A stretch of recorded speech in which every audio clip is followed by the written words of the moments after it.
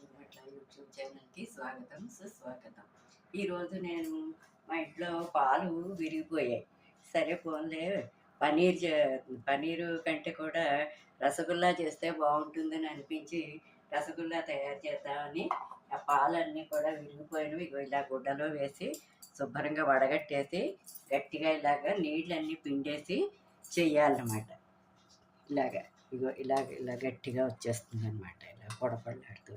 అప్పుడు దీంట్లోకి కొద్దిగా మైదా పిండి, కొంచెం అంటే బైండింగ్ అనమాట, అవి విడిపోకుండా ఉండడం కోసమని కొంచెం మైదా పిండి వేసుకోవాలి.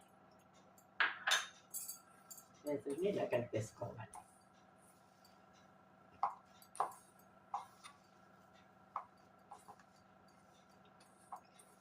ఈ లోపల పంచదార 2 కప్పులు పంచదార తీసుకున్నాను. దాంట్లో ఒక పెద్ద గ్లాసు నీళ్ళు పోసాను. ఇవి పంచదార కరుగుతూ ఉంటుంది.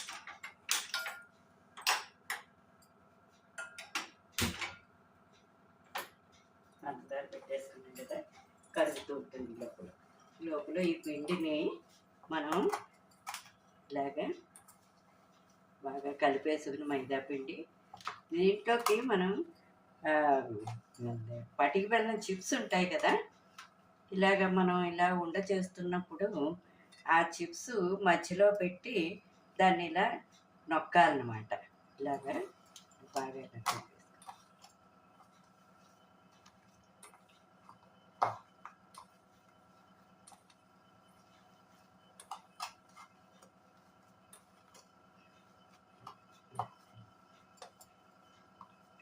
ఇది చాలా సింపుల్ అండి చేసుకునేది.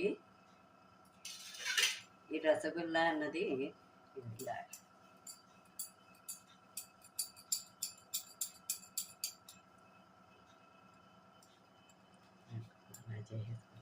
మెత్తగా చేసుకుంటే విడిపోకుండా ఉంటుంది. ఆ పంచదార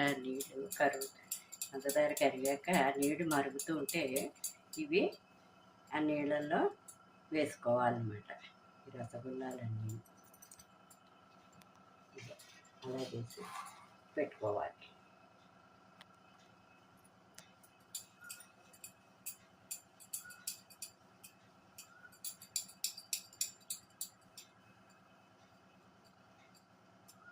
మనం రౌండ్ బిళ్ళల్లా కూడా చేసుకోవచ్చు. మన ఇష్టం, మన దీన్ని బట్టి మనం ఎలా కావాలంటే అలా చేసుకోవచ్చు.